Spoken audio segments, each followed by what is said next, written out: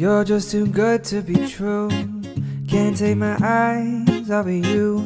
You'd be like heaven to touch. I wanna hold you so much. Assalamualaikum warahmatullahi wabarakatuh. My name is Nur Suryati binti Muhammad Sanurin. My metric number is 263523. I would like to present my part. The part is overview of the issue. The issue is about gender pay gaps. Okay. The gender pay gap is the complete disparity in remuneration for men and women who are employed. Okay, the gender wage gap is often referred to as the gender pay gaps.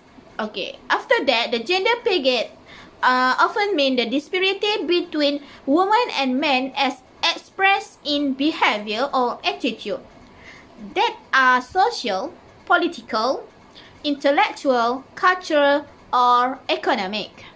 Then, from the one article, the definition of gender pay gap states that the gender pay gap applies to the difference between wage received by the man or woman. The gender pay gap in the economy as a whole is defined at EU level as the relative difference in the average gross hourly income of women and men. The average Malaysian male employee had a median salary of 2,342 ringgit a month last year, according to the Statistics Department's Salaries and Wage Survey Report Malaysia 2018, while women earn 2,227 ringgit. We can see the proportions of the gender pay gap in Malaysia. Okay. Lastly, in its 43rd year, 153 countries are now benchmarking their progress toward the gender diversity in the four dimensions of the Global Gender Gap Study 2020, such as economic participation of opportunity, economic achievement, health and survival, and lastly, political empowerment. That's all from me. Thank you. Hello guys, Assalamualaikum. My name Muhammad Fidah Bezham. My metric number 262895. My metric number 262895. Today I will talk about the background of theory. I choose equity theory. Okay, so this is for the background. First developed in 1963 by John Stacey Adams. Employers seeks the maintain equity between the input and that they bring to a job and the outcome that they receive from its against and perceived input and outcome of other. The structure of equity in the workplace is based on the ratio of input and outcome. It says the individual compare their job input and outcome with those of other and then respond the eliminate and inequalities. The highest an individual perception of equity, the more motivated they will be. So that's based on the focus on. They focus on for type organization, distribute, procedural interaction, for organization justice and overall perception of what is fair in the workplace. For the distributes perceived fairness of the amount of allocate of reward among individual.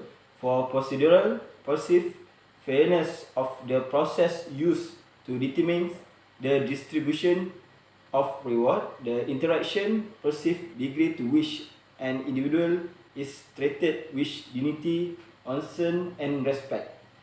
The input and output. For the input, individual contribution to an organization is about time, effort, loyalty, hard work, commitment and ability. For the outcome, organization return to an individual based on job security, salary, employee benefit, recognition, reputation and sense of achievement. For the last, consequences of inequity. Based on the equity theory, when a person perceives an inequity, they can be predicted to make one of 6 choices. The first choices, they change their input. The second, they change their outcome. The third, they distort perception of self. The 4, they distort perception of other. 5, they choose a different reference. And for the last, they leave the field. That's it from me. Thank you.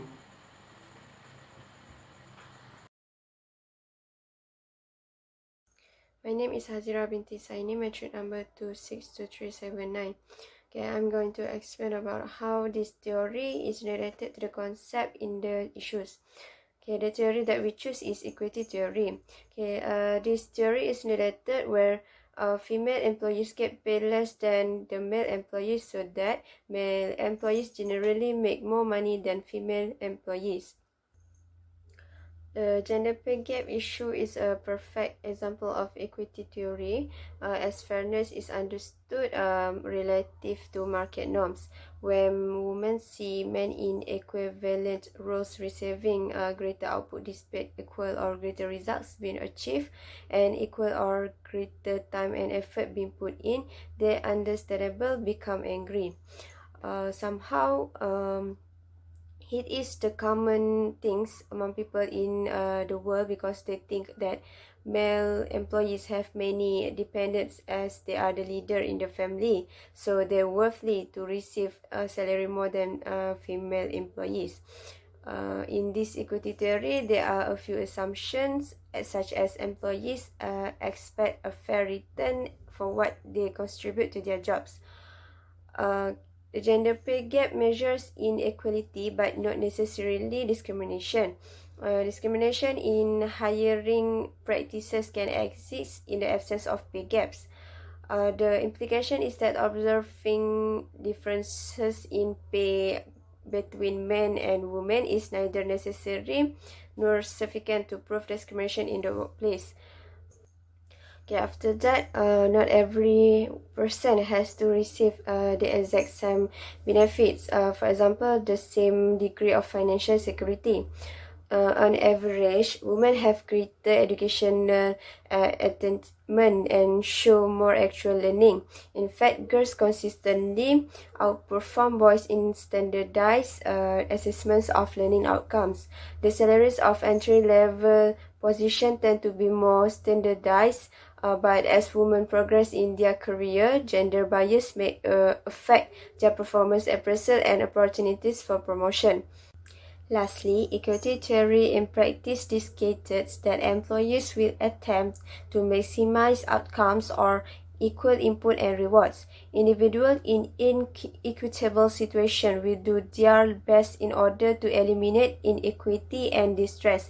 If a balanced output-input equation is achieved, there will be higher retention rates and workplace will become much more positive.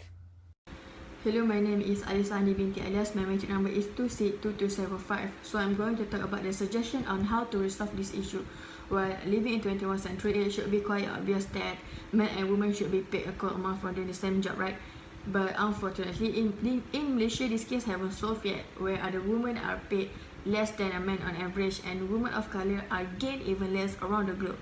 So this case actually will lead to occupational segregation. So we must challenge the gender stereotypes and expand the range of career options available to women and girls.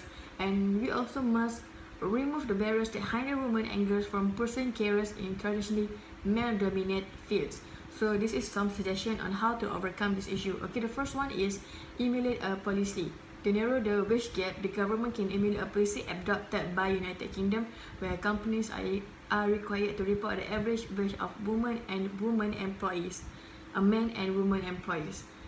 And the government also can do the proportion of men and women employees in different salary brackets. And the last one is the proportion of men and women employees who receive bonus. The government also should introduce a provision on equal pay for work of equal value in the employment ACT. Okay, the second one is increase female salaries. Although this can be a continuous point, the easiest way to correct an imbalance between what your business pays male and female staff is simply to increase what you pay the woman you employ. This is often the most straightforward way to reduce the gender pay gap, and means that whatever the gender is working for you, business are doing so for generally equal pay. And the third one is become a social media activist. Well, social media is a powerful weapon in your fight against gender payment gap. Awareness must be a first step of action. And don't just assume that everyone knows about the gender pay gap. While many people are entirely unaware of it, and your voice alone won't count too much towards achieving the result. So, if you don't want to stand alone in this battle, inform people about the gender payment gap and its profound social implications. Regardless of your gender or social status, if you care about a woman's right and equality, share your resources on social media and come up with a strategy to become an activist. And the last one is, the number 4 is claim salary transparency. It is hard to fight the gender pay gap without knowing the numbers. Some companies tend to keep their employees' salaries private, so it's hard to tell whether the payment gap exists. And through the salary transparency, women working for a particular corporation would know how big the payment gap is and could build a better negotiation strategy. And salary transparency is a benefit that goes away beyond the gender payment gap issue. By knowing the salary range for different jobs, all employees could claim fair and equal salaries. And transparency is important because women often don't know what they are paid less than their male counterparts, and this lack of information enables the wage gap. And the last one is reassess promotion, bonuses, and benefits.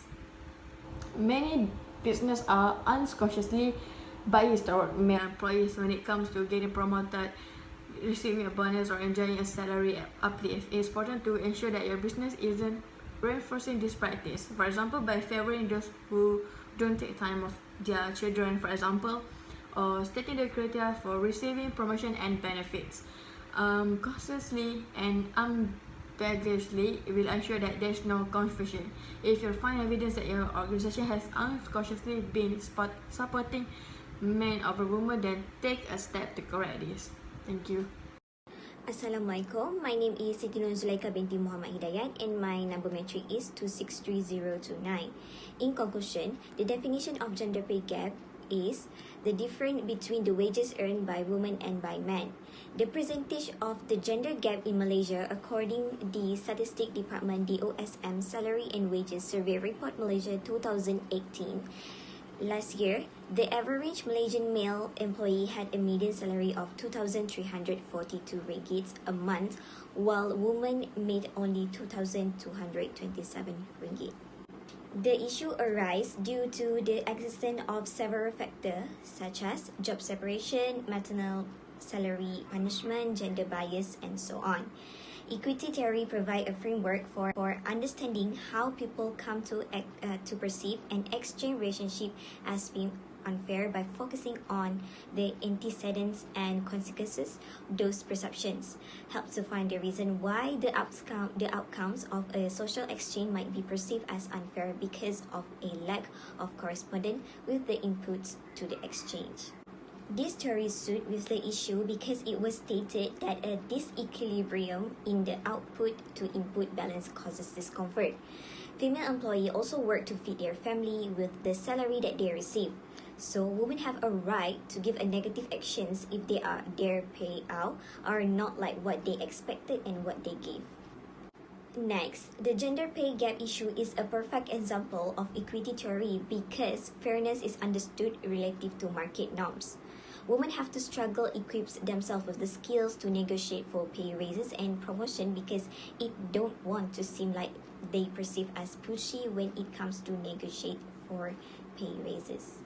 Gender pay gap can be solved by emulates a policy from United Kingdom for their Equity Policy in Employment Act. Next, raise female salary in the company. Become social media activists as social media is a powerful weapon to any oppression in the company.